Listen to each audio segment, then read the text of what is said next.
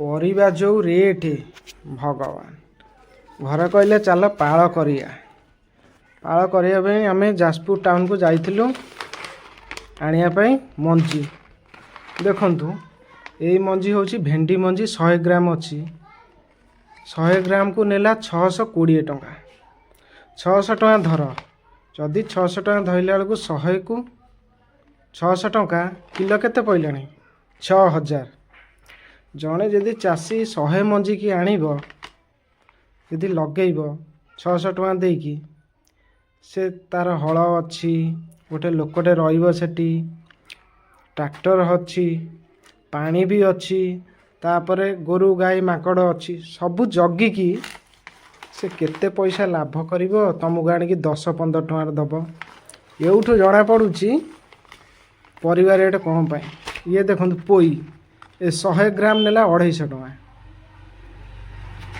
ମୁଁ ତାକୁ କହିଲି କାଟିବା ପାଇଁ, ସେ କହିଲେ ନା ଏତିକି ରେଟ୍ ସବୁ ଅଛି। ଯଦି 6000 ଦେଇକି ଜଣେ କିଲେ ଆଣିବ ଗୋଟେ ଭେଣ୍ଡି ମଞ୍ଜି, ସେ ଲଗେଇକି ତାକୁ ଗଛ ବଞ୍ଚେଇକି, ତାକୁ ପୋକ ଫେରେ ବିଷ ଅଛି, ପୋକ ସବୁ ପ୍ରକାର ଜଗିକି ଲାଷ୍ଟକୁ ଫଳ ଫଳିଲା ବେଳକୁ ଆଣିକି ଯେତେବେଳେ ଗାଁରେ ବିକ୍ରି କରିବ, ସେ କେତେ ଲାଭ କରିବ ନା କେତେ ଇଏ କରିବ। ସେଇଥିପାଇଁ ପରିବା ରେଟ୍ 80 ଟଙ୍କା 90 ଟଙ୍କା ତଳକୁ। ଇଏ ହେଉଛି କୋଶଳା ଶାଗ, ଇଏ ଏତିକି ନେଉଛି 150 ଟଙ୍କା। ବୁଝିଲ, ମଞ୍ଜି ରେଟ୍ ଆକାଶ ଛୁଆଁ। ସେ ଚାଷୀ ଆଉ 80 ଟଙ୍କା ନ ବିକ୍ରି କରିକି ଆଉ ତୁମକୁ କ'ଣ 10 ଟଙ୍କା 20 ଟଙ୍କାରେ ଦେବେ କି? ଦେଖନ୍ତୁ ଏତିକି ମଞ୍ଜି ଆଣିଲି, ବର୍ତ୍ତମାନ ହେଇ ଦେଖନ୍ତୁ ଚିଠା 1405 ଟଙ୍କାରେ ଏତିକି ମଞ୍ଜି ଆଇଛି। ଇଏ ହେଉଛି କଳମ ଶାଗ ମଞ୍ଜି। ଇଏ ସବୁ କୌଣସି 100 ଟଙ୍କାର ତଳକୁ ନାହିଁ।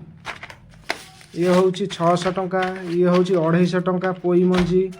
ଇଏ ମିଶା ଆମ କୋଶଳା ଶାଗ ଅଛି, କଳମ ଶାଗ, ଆଉ ଇଏ ନେଉଟିଆ। ଆଉ ଏତିକି ମଞ୍ଜି ଆଣିଛି, ଇଏ ନେଲା ହେଉଛି 100 ଟଙ୍କା। ଇଏ ହେଉଛି ଝୁଡ଼ଙ୍ଗ, ନାଲି ଝୁଡ଼ଙ୍ଗର ମଞ୍ଜି। ଆଦେହରେ ହେଉଛି ମକା ମଞ୍ଜି ଅଛି।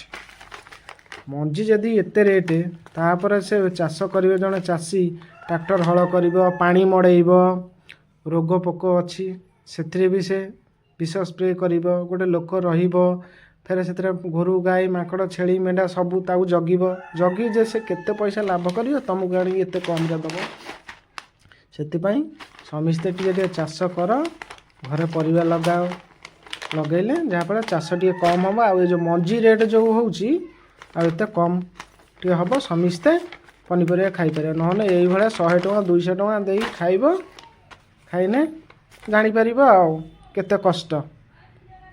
ମଞ୍ଜି ରେଟ୍ରୁ ଏତେ ପଇସା, ଆଉ ଛାଡ଼, ଆଉ କହିବା କ'ଣ। ତାପରେ ତ ଆଉ ପରିବା ଫଳିଲା ବେଳକୁ ସେ ଆକାଶ ଛୁଆଁ।